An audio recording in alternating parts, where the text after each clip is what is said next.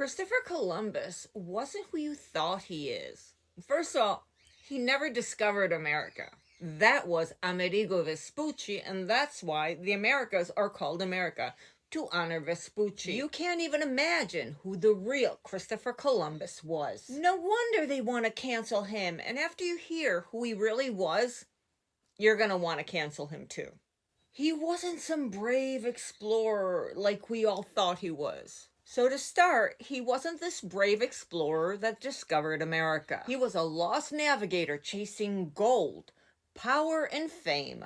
And his mistake changed the course of history forever. In 1492, Columbus didn't set sail to discover some new world. He was trying to reach Asia, the wealthy lands of India and China. He set sail west, across the Atlantic. You see, the Spanish were desperate to reach the same levels as the Portuguese. Portugal was their rival and had a lot more wealth. So Spain agreed to grant Columbus's wishes. And in return, he promised gold, riches, and converts for the church. This is when he left Spain with 3 ships, the Niña, the Pinta, and the Santa María. Now, in school, they taught us that these were grand big ships that went to explore the other world. But that isn't true. They were tiny wooden caravels, barely seaworthy. And after weeks of drifting with terrified men that were ready for mutiny, they finally spotted land. But it wasn't Asia. It was the Caribbeans. Now get this, he thought he'd reached the Indies. So he called the people he met Indios, Indians. But these people weren't Indians, they were the Taínos. They were a thriving civilization spread across the islands of Hispaniola, Cuba, Puerto Rico, and the Bahamas. The Taínos were gentle farmers and artisans who lived in organized villages. They worshiped natural spirits and they shared their resources freely. And when Columbus arrived, they welcomed him. They offered him food, gold trinkets, cotton. Unfortunately, those gold gifts sealed their fate. That was their ruin. Columbus wrote in his journal that they were so kind and generous that they would make excellent servants, or the better use of word, excellent slaves. And why do I use that word? Because within months, he enslaved them. And if someone didn't obey their command, he'd cut off their hands. Really nice guy, right? Yeah, no. And he demanded gold quotas from every man that was over 14. These were children. And those who didn't bring enough gold, that didn't meet their quota, their hands were chopped off. Insane. But that wasn't it. Others were hanged and some were burned alive. He made examples of them, and then he set up these camps. These were called encomiendas. They were forced labor camps disguised as farms. And in these farms, the Taíno were worked to death. But it's not over. Women were taken as concubines and children were offed or sold if these people couldn't meet their quotas of gold. Unbelievable. And all of this didn't happen on just one island, because Columbus's voyages took him all over these lands. His first voyage from 1492 to 1493 led him to the Bahamas. He explored Cuba and Hispaniola, and there he established the first settlement in the Americas called Navidad. But when Columbus returned, he found all of his men because the locals had offed them. And Columbus was amazed at their brutality. Oh, wow. They don't want to be enslaved and tortured?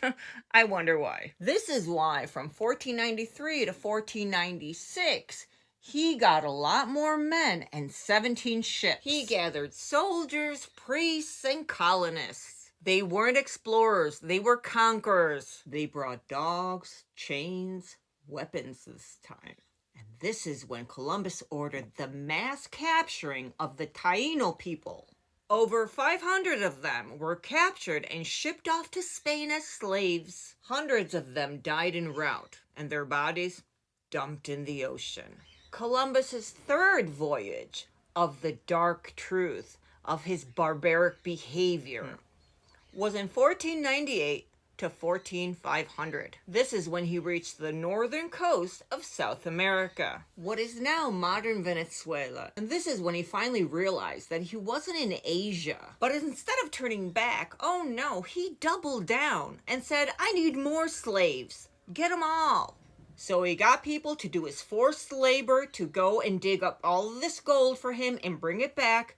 Again, if they didn't meet their quota, he would chop off their hands, burn them alive, public executions, all for example. And he was very barbaric about these things because he wanted to crush any future rebellions, like what happened in his first trip. Look, even Spanish officials were horrified at Columbus's behavior, okay? To the point that he was literally arrested and sent back to Spain in chains.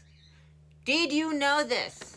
But he was still obsessed, so even this lesson, he learned nothing. And he went on to his fifth voyage. This time it's 1502 to 1504. Still obsessed, he returned for the last time, this time landing on the shores of Jamaica. He was sick and bitter, but he clung on to this belief that he was chosen by God to bring salvation to the New World. What? By then, the Taíno people, their population had collapsed. Initially, there was an estimated 1 to 3 million people as their population. But within a generation, because of Columbus, they were reduced to 50,000. This is insane. This is a genocide. Most of these poor people that were enslaved died for exhaustion, execution, and even starvation. Several of them took their own lives. They refused to be enslaved. Columbus's rule was so cruel that even Spanish missionaries like Bartolomé de las Casas documented the atrocities, horrified. Las Casas wrote that Columbus's men thought nothing of knifing Indians by 10s and 20s and cutting slices of them off to test the sharpness of their blades. Yet for centuries, we've celebrated him as a hero. This is shocking. This is embarrassing. I'm horrified. Also celebrated as the man who discovered America. But America had already been discovered by Amerigo Vespucci. Amerigo Vespucci not only was there before Christopher Columbus, but he mapped everything out. So the Italian explorer Amerigo Vespucci, the Italian explorer whose name America actually bears, mapped the South American coast years later and correctly identified it as New World, not Asia. So if you think about it, Columbus didn't discover anything. He got lost, enslaved people, the same people that were helping him, that offered him food, gold gifts. That was their mistake. Christopher Columbus opened the door of centuries of genocide, enslavement, and stolen lands. This is the truth they never taught you in school. It's the truth about how a lost sailor chasing for gold unleashed the darkest chapter of human history. So maybe today, that's why we don't want to celebrate Columbus Day, because we know what he really did. So now that you know the truth, do you have a different perspective on Christopher Columbus? Because I certainly do. And I'm embarrassed to be Italian because of him sometimes. I certainly have a different opinion of him, and I think that he is a disgrace to all of Italy. But as usual, let me know in the comments. Do you agree? Are you ready to cancel Christopher Columbus?